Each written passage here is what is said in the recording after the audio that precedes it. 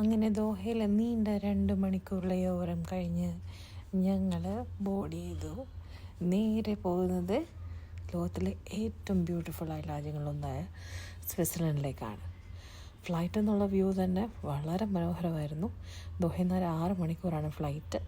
ഒരു 5 മണിക്കൂർ 50 മിനിറ്റ് കൊണ്ട് നമ്മൾ അവിടെ എത്തിച്ചേർന്നു. നമ്മുടെ കനത്ത വേനൽ ചൂടിൽ നിന്ന് അങ്ങോട്ട് ചെന്നുകൊണ്ടാവണം എയർക്രാഫ്റ്റിൽ നിന്ന് ഇറങ്ങിയപ്പോഴേ നല്ല തണുത്ത കാലാവസ്ഥ ഫീൽ ചെയ്തു. പക്ഷേ വലിയ തണുപ്പൊന്നും ഉണ്ടായിരുന്നില്ല കേട്ടോ. ഒരു 24-25 ഡിഗ്രീസ് ഉണ്ടാവും. പക്ഷേ ഇവിടുന്ന്, അതായത് UAE 45-50 ഡിഗ്രീസിൽ നമ്മൾ ചെല്ലുമ്പോൾ 25 ഒക്കെ നമുക്ക് നല്ല തണുപ്പായിട്ട് ഫീൽ ചെയ്യും. ഞങ്ങൾ ലൈറ്റ് ജാക്കറ്റൊക്കെ എടുത്തിട്ടുണ്ടായിരുന്നു. അതുകൊണ്ട് തണുപ്പൊക്കെ നമ്മൾ അഡ്ജസ്റ്റ് ചെയ്തു. അവിടെ നിന്ന് എമിഗ്രേഷൻ സെക്ഷനിലേക്ക് പോകാനുള്ള ട്രെയിൻ പിടിക്കാനുള്ള ക്യൂ ആണ് ഈ കാണുന്നത്. അത് ചെറിയ ട്രെയിനിലാണ് അങ്ങോട്ടേക്ക് പോവുക. നമ്മുടെ ഇത് എയർപോർട്ടിലൊക്കെ ഉള്ള പോലെ തന്നെയാണ്. അങ്ങോട്ട് ടെർമിനൽസ് തമ്മിൽ കണക്ട് ചെയ്യാൻ അവിടെ ട്രെയിൻ സിസ്റ്റമുണ്ട്. യൂറോപ്യൻസിനും സ്വിസ് നാഷണൽസിനും സ്മാർട്ട് ഗേറ്റ് വരെ എമിഗ്രേഷനും, നമ്മളല്ലാതെ ടൂറിസ്റ്റായിട്ട് വരുന്നവർക്ക് അല്ലെങ്കിൽ വേറെ വിസകളിൽ വരുന്നവർക്ക് ഇമിഗ്രേഷൻ കൗണ്ടേഴ്സുമാണുള്ളത്. ഇമിഗ്രേഷൻ വളരെ സ്മൂത്തായിട്ടുള്ള പ്രോസസ്സായിരുന്നു. അധികം ഡോക്യുമെൻറ്റ്സ് ഒന്നും അവർ ചോദിച്ചില്ല. ഓഫ് കോഴ്സ് നമ്മൾ പാസ്പോർട്ട് കാണിക്കണം. അവിടെ അതിൽ ഷെൻജൻ വിസ സ്റ്റാമ്പ് ചെയ്തിട്ടുണ്ടായിരുന്നു. അതല്ലാതെ ഫിംഗർ പ്രിൻറ്റ് റീഡിങ് മാത്രമാണ് അവിടെ എടുത്തത്. അല്ലാതെ ബാക്കി വെസ്റ്റേൺ രാജ്യങ്ങളിലെ പോലെ ഹോട്ടൽ അക്കോമഡേഷൻ്റെ പ്രൂഫ്, അല്ലെങ്കിൽ നമ്മുടെ കയ്യിലുള്ള ഫണ്ടിൻ്റെ പ്രൂഫ്, എവിടെയൊക്കെ പോകുന്നു, എന്തൊക്കെ ചെയ്യും, ആരുടെ കൂടെ സ്റ്റേ ചെയ്യും, അങ്ങനെയുള്ള ചോദ്യങ്ങളൊന്നും ഉണ്ടായില്ല. വളരെ ഫ്രണ്ട്ലി സ്റ്റാഫാണ്. വളരെ ഫാസ്റ്റ് ആൻഡ് എഫിഷ്യൻറ്റ് പ്രോസസ്സാണ് അവിടെ. നേരെ ബാഗേജ് ക്ലെയിമിൽ പോയി ബാഗൊക്കെ എടുത്തിട്ട് നമ്മൾ അടുത്ത സെക്ഷനിലേക്ക് പോയി. ഇപ്പോൾ എയർപോർട്ടിൽ നിന്ന് ഡയറക്റ്റ് പോകുന്നത് എയർപോർട്ട് ഷോപ്പിംഗ് എന്നൊരു സെക്ഷനിലേക്കാണ്. അവിടെ നിന്നാണ് നമുക്ക് പോകേണ്ട ലൂസേണിലേക്കുള്ള ട്രെയിൻ പിടിക്കേണ്ടത്. പക്ഷേ അവിടെ എൻ്റർ ചെയ്തപ്പോഴേക്കും സ്വാഭാവികമായിട്ടും നമുക്ക് വിശപ്പാണല്ലോ മെയിൻ പരിപാടി. ഫുഡ് കഴിക്കാനായിട്ട് പോയി. മക്ഡൊണാൾഡ്സിൽ പോയിട്ട് അവിടെ നിന്ന് ഫുഡ് കഴിച്ചിട്ടാണ് ഞങ്ങൾ അടുത്ത ട്രെയിൻ പിടിക്കാനായിട്ട് പോയത്. അപ്പം നമ്മൾ സ്യൂറിക് സ്റ്റേഷനിൽ നിന്ന് സ്യൂറിക് HB സ്റ്റേഷനിൽ ഇറങ്ങിയിട്ട് അവിടെ നിന്നാണ് ലൂസാണിലേക്കുള്ള ട്രെയിൻ.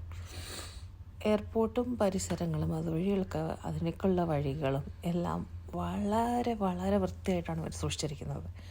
അത് ആളുകളാണെങ്കിലും ഒരു കഷ്ണം പേപ്പർ പോലും അശ്രദ്ധമായിട്ട് വലിച്ചെറിയുകയോ അല്ലെങ്കിൽ കുപ്പികൾ വഴിയിലടിച്ച് എറിയുക, അത് കുട്ടികളാകട്ടെ മുതിർന്നവരാകട്ടെ പ്രായമുള്ളവരാകട്ടെ എല്ലാവരും ഒരേപോലെ ആ സ്റ്റേഷനും പരിസരങ്ങളും ആ സ്ഥലങ്ങൾ വൃത്തിയായിട്ട് സൂക്ഷിക്കാനുള്ള എഫേർട്ട് എടുക്കുന്നുണ്ട്.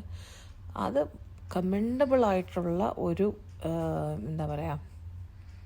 ഒരു കാര്യമാണ്. ഒരു രാജ്യത്തിൻ്റെ വൃത്തി എപ്പോഴും അതിൻ്റെ സിറ്റിസൺസിൻ്റെ കയ്യിലാണല്ലോ.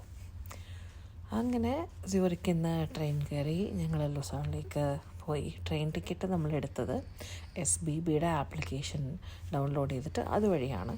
അത് നമുക്ക് ഏത് credit card, debit cards use ചെയ്ത് നമുക്ക് ട്രെയിൻ ടിക്കറ്റ് എടുക്കാവുന്നതാണ്. പക്ഷേ അത് നമ്മൾ ട്രെയിനിൽ എൻ്റർ ചെയ്യുന്ന സമയത്ത് അവർ സ്കാൻ ചെയ്യുകയോ അല്ലെങ്കിൽ ആരെങ്കിലും ചെക്ക് ചെയ്യുകയോ എന്നൊരു പരിപാടി അവിടെ കണ്ടില്ല. അറ്റ്ലീസ്റ്റ് നമ്മൾ കയറിയ ട്രെയിനുകളിൽ സ്യൂറിക്കിൽ നിന്ന് ലൂസാണ് അല്ലെങ്കിൽ പിന്നീടുള്ള ട്രെയിനുകളൊന്നും നമുക്ക് അങ്ങനൊരു ചെക്കിങ് വരേണ്ടി വന്നില്ല.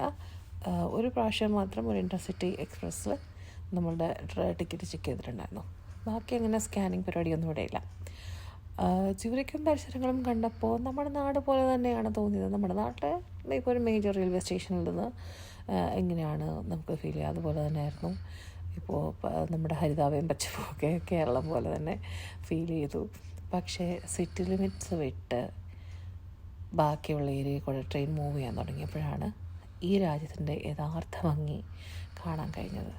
വളരെ മനോഹരമായ തടാകങ്ങൾ, ഗ്രാമങ്ങൾ, കൃഷിയിടങ്ങൾ, അതൊക്കെ കണ്ട് ഞങ്ങൾ സ്യൂറിക്കിൽ നിന്ന് ലൂസാണിലേക്ക് യാത്ര ചെയ്തു. നമ്മുടെ സ്റ്റേ എടുത്തിരുന്നത് ലൂസാണിലെ ഹോളോ എന്നുള്ള സ്ഥലത്താണ്. അപ്പോൾ അവിടത്തേക്കുള്ള യാത്രയാണിത്.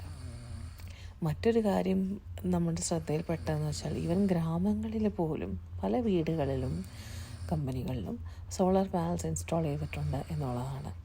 അപ്പോൾ ഇവിടുത്തെ ആളുകൾ സസ്റ്റൈനബിലിറ്റീനെ വളരെ സീരിയസ് ആയിട്ട് തന്നെ അപ്രോച്ച് ചെയ്യുന്നവരാണ് എന്ന് നമുക്ക് മനസ്സിലായി.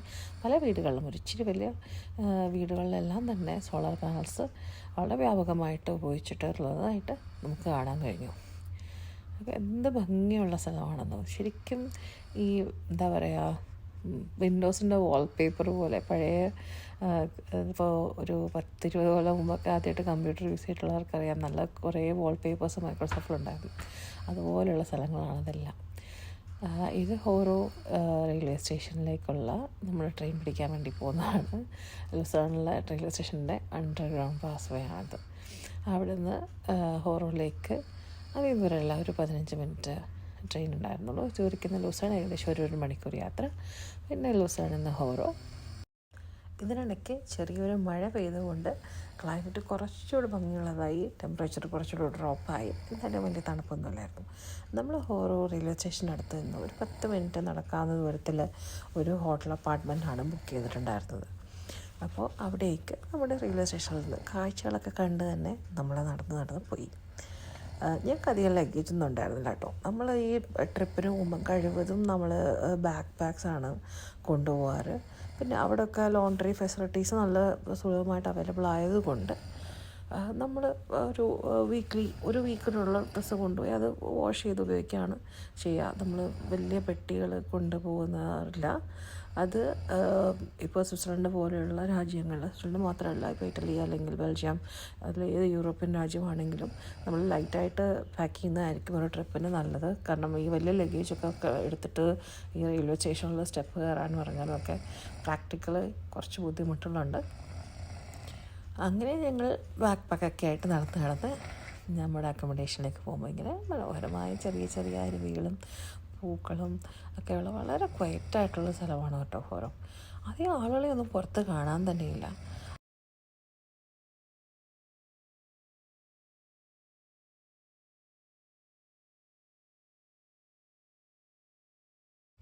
ഇവിടുത്തെ സമ്മറിൻ്റെ മറ്റൊരു പ്രത്യേകത എന്ന് പറയുന്നത് അവരുടെ വളരെ ദീർഘമായ ദിവസങ്ങളാണ്.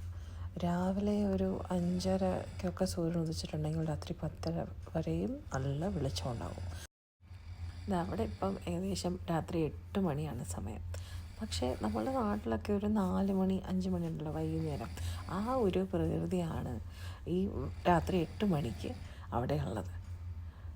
അങ്ങനെ ആദ്യത്തെ ദിവസം ഞങ്ങൾ പതുക്കെ വൈൻഡപ്പ് ചെയ്യാനുള്ള ഒരുക്കങ്ങളൊക്കെ ആയിട്ട് അങ്ങനെ പോയി. അടുത്ത സൂപ്പർ മാർക്കറ്റിൽ പോയി അത്യാവശ്യം ഗ്രോസറിയൊക്കെ വാങ്ങി റൂമിലേക്ക് തിരിച്ചു.